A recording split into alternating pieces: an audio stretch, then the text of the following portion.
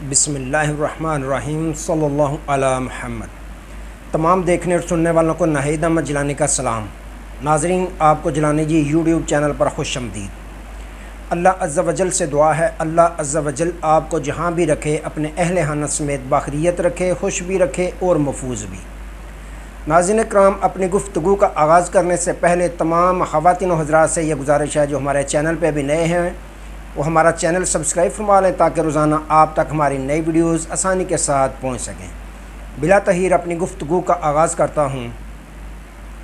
Adiala jail में इमरान खां का सामान पैक और नया परवाना जारी। इमरान रियाज़ खां के साथ जुल्म की इंतहा। इन तमाम इश्यूज़ पे मैंने बात करनी है।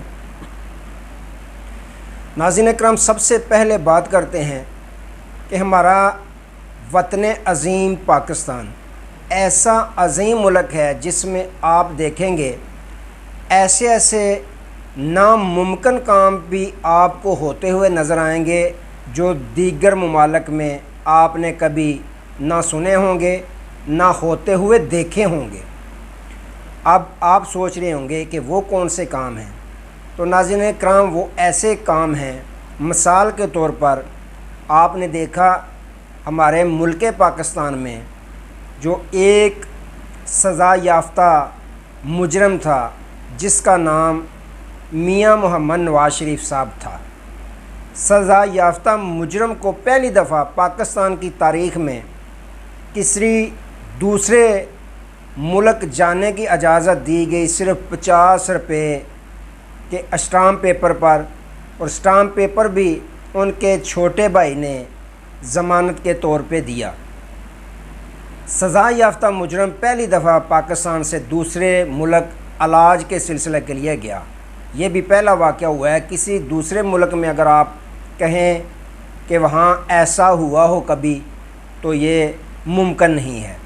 तो 50 रुपये पर मियां मोहम्मद नवाज शरीफ साहब को ज़मानत के तौर पर, मियां मोहम्मद शहबाज शरीफ साहब की ज़मानत पर 50 रुपये के स्टाम्प पेपर पर बैरून मुल्क यानी लंदन जाने की इजाज़त दे दी गई।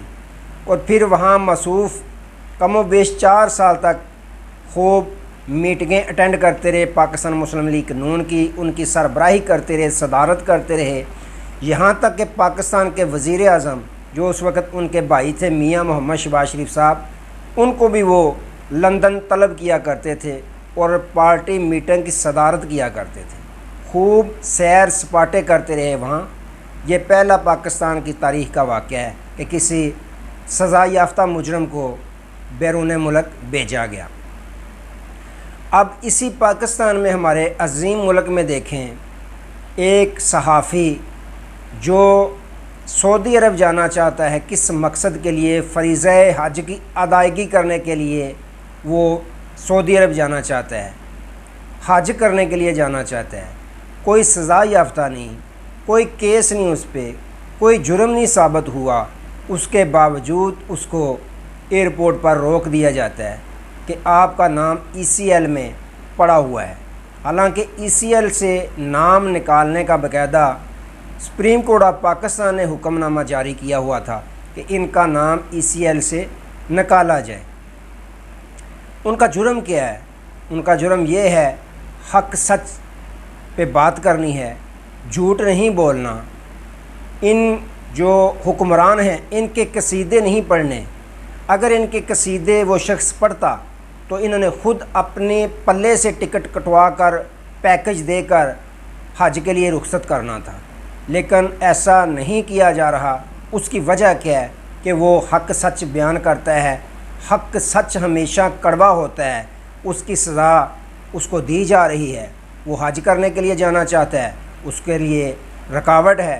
हालांकि फिर वो अदालत गए। आज अदालत ने मिनिस्ट्री को तलब कर लिया, वज़ारत दाखिला को, जो भी इससे मुतल्लक रिलेटेड हैं उनको उन्होंने तलब कर लिया है कल। तो इजाज़त तो उनको मिलेगी क्योंकि वो अपने ज़ाती किसी काम काज के लिए सऊदी अरब नहीं जा रहे, अपने उनके फ़्लैट नहीं वहाँ जिनमें वो रहने के लिए जा रहे हैं, बल्कि वो फ़रीज़े हज की अदायगी के लिए जा रहे हैं। तो इस पे क्या खूब शायर कहता है, कहाँ का मनसब कहाँ की दौलत, کہاں کا منصب کہاں کی دولت، قسم خدا کی یہ ہے حقیقت، جنہیں بلایا ہے مصطفیٰ نے وہی مدینے کو جا رہے ہیں۔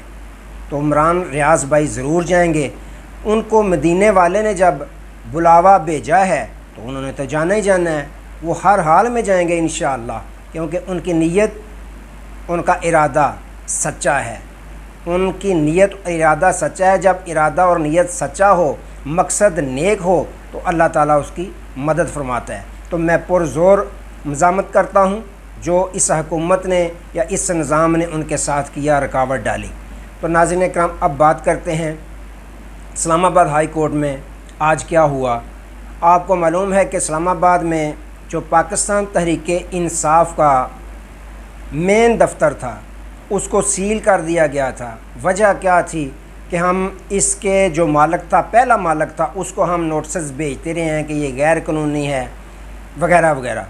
تو پہلے مالک کی طرف نوٹسز بھیجنا یہ بھی بڑی زیادتی ہے کہ جب ایک فروخت کر دے تو پھر نئے مالک کو نوٹسز بھیجنے چاہیے، لیکن وہ ایک عذر تھا، ایک بہانہ تھا، اصل عمران خان نشانہ تھا۔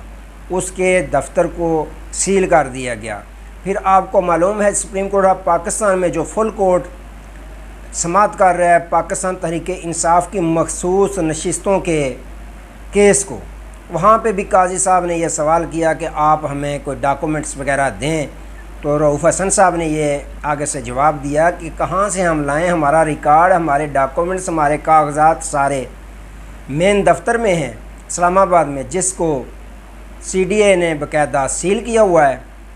تو آج ناظرین اکرام، ہائی کورٹ اسلام آباد کی جو جسٹس سمن رفعت صاحبہ ہیں، انہوں نے کھڑا کر دیا، انہوں نے باقاعدہ اس دفتر کو جو پاکستان تحریک انصاف کا سیکریٹریٹ ہے اسلام آباد میں، اس کو ڈی سیل کرنے کا باقاعدہ حکم نامہ جاری کر دیا ہے۔ یہ بڑی اچھی خوشخبری ہے پاکستان تحریک انصاف کے لیے کہ اگر دیکھیں اسلام آباد ہائی کورٹ یا جو بھی کوئی عدالت ہے اس میں اب نظر آ رہا ہے انصاف ہوتا ہوا، کیونکہ جج صاحبان نے یہ باقاعدہ بتا دیا ہے کہ ہم نے حق سچ کے ساتھ فیصلے کرنے ہیں، ہم نہ ہی کسی کی مداخلت کو تسلیم کریں گے، نہ ہی ہم کسی کا پریشر لیں گے۔ ہم نے جو اپنا حلف دیا ہوا ہے کہ حق سچ کا ہم نے فیصلہ کرنا ہے، تو اسی کے مطابق ناظرین اکرام اب یہ نہیں ہے کہ پاکستان تحریک انصاف کو ریلیف دیا جا رہا ہے، نہیں، بلکہ حق سچ کے ساتھ فیصلے کیے جا رہے ہیں، بغیر پریشر کے، بغیر کسی مداخلت کے۔ تو آپ دیکھتے جا رہے ہیں کہ پاکستان تحریک انصاف کو جتنے بھی ان کے مقدمات ہیں، اب ان میں باقاعدہ انصاف ہوتا ہوا نظر آ رہا ہے کہ اب دیکھ لیں آپ، دفتر جو ڈی سیل ہوا ہے اس کے علاوہ اگر دیکھیں عمران خان صاحب کے جو مقدمات تھے 9 مئی کے حوالے سے، جو آزادی مارچ کے حوالے سے تھے، توڑ پھوڑ یا دفعہ 144 کی خلاف ورزی کرنے جیسے کیس، ان میں خان صاحب، اسد عمر صاحب، تو دیگر مراد سعید صاحب وغیرہ وغیرہ، تمام کو جو ہے وہ بری کر دیا گیا ہے۔ اس کی وجہ کیا ہے؟ وجہ صاف یہ ہے کہ جج صاحبان نے حق سچ کے ساتھ فیصلے کرنے کا پختہ ارادہ کر لیا ہوا ہے، جو نظر بھی آ رہا ہے کہ وہ حق سچ کے فیصلے کرتے جا رہے ہیں بغیر کسی پریشر کے۔ تو ناظرین اکرام، آج پاکستان تحریک انصاف کا جو سیکریٹریٹ تھا اسلام آباد، اس کو ڈی سیل کرنے کا جسٹس سمن رفعت صاحبہ نے باقاعدہ حکم نامہ جاری کر دیا۔ دوسری جانب اگر دیکھیں تو عمران خان صاحب کے متعلق ناظرین اکرام، جو سب سے بڑا ہوا کیس بنایا گیا تھا، سائفر والا کیس، اس کے متعلق میں کل کا ویلاگ نہیں کر سکا بوجہ کہ ہمارے یہاں طوفان تھا، بجلی نہیں تھی، نیٹ کی سروس نہیں تھی وغیرہ وغیرہ۔ تو سائفر کیس جو سب سے بڑا جس کو ہوا سمجھا گیا تھا، اس کی جو ہوا سمجھا گیا تھا اس کے بارے سے ہوا ہی نکل گئی ہے۔ وہ آپ نے کل دیکھ لیا کہ جب جسٹس صاحبان، جسٹس میاں عامر فاروق اور جسٹس گل حسن اورنگزیب صاحب، دیکھیں جب انہوں نے یہ سوال کیا کہ سائفر کی کوئی کاپی تو ہمیں دکھا دیں، ارے سائفر بلا کیا ہے جس میں خان صاحب کو سزا بھی سنا دی گئی لیکن اس کا کوئی ہم نے چہرہ نہیں دیکھا، کون سا کاغذ ہے، کیا ہے، بلا کیا ہمیں دکھائی تو جائے، لیکن کاپی بھی جو گورنمنٹ کے وکلاء ہیں وہ نہیں دکھا سکے۔ پھر جج صاحبان نے یہ استفسار کیا کہ کوئی اس کا متن ہی پڑھ کے سنا دیں، جہاں پہ پھر سرکاری وکلاء یہ کہنے پہ مجبور ہو گئے، بلکہ یہ ماننے پہ، یہ گھٹنے ٹیکنے پر مجبور ہو گئے کہ جو خان صاحب نے جلسوں میں اپنی تقریریں کی تھیں، جو سائفر کے متعلق کہا تھا کہ یہ امریکہ کی جانب سے مداخلت کی گئی ہے کہ اگر خان صاحب کی حکومت کو آپ نے گرایا نہ تو پھر آپ اس کے نتائج بھگتنے کے لیے تیار ہو جائیں، تو یہی تھا سائفر میں لکھا ہوا۔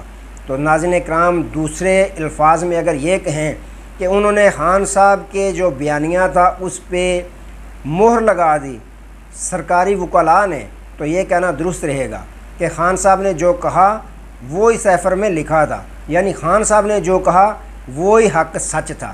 تو یہاں پہ جج صاحبان بھی سوچنے پہ مجبور ہو گئے کہ ایک طرف آپ کہہ رہے ہیں کہ مداخلت نہیں ہوئی، سازش نہیں ہوئی، دوسری جانب آپ تسلیم کر رہے ہیں کہ جو سابق وزیر اعظم عمران خان صاحب نے اپنی تقریروں میں جو بیانیہ بنایا، جو بیان انہوں نے کیا کہ سائفر میں یہ لکھا تھا، آپ خود تسلیم کر رہے ہیں کہ بالکل ایسے ہی لکھا تھا۔